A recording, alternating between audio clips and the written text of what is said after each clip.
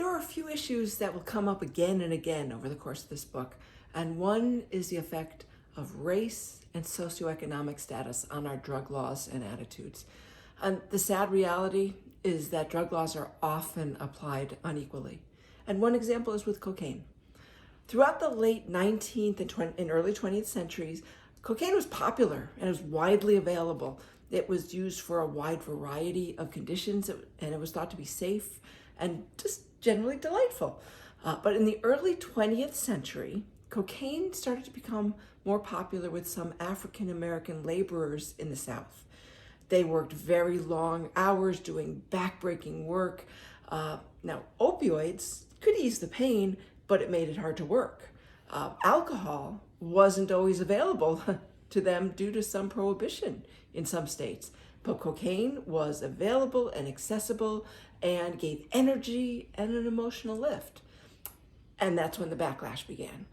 There was the perception that although rich white men could handle the drug just fine, people of color and those of lower economic statuses would be more negatively influenced.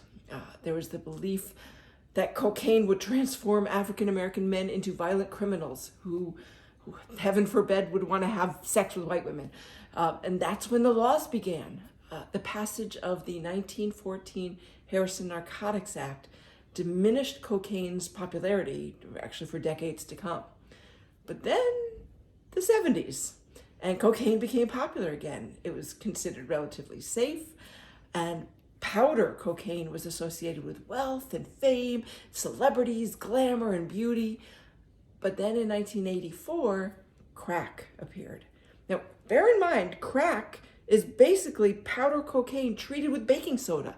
That's basically all it is. What it does is it makes it more fat soluble, so that makes it get into the brain easier, and it's a faster, more addictive high.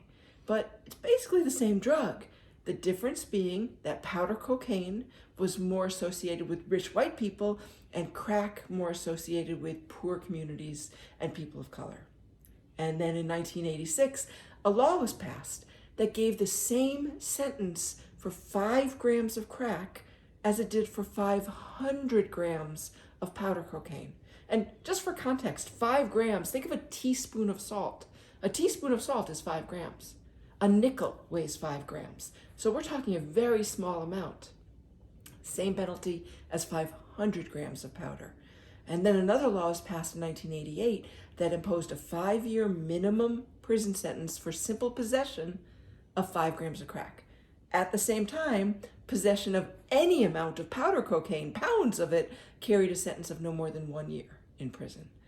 So now this law has since been modified, and now the discrepancy in sentencing between crack and powder cocaine is only 18 times rather than 100 times. But we will see as we talk about race and drugs throughout the book, many of our drug laws have racial underpinnings.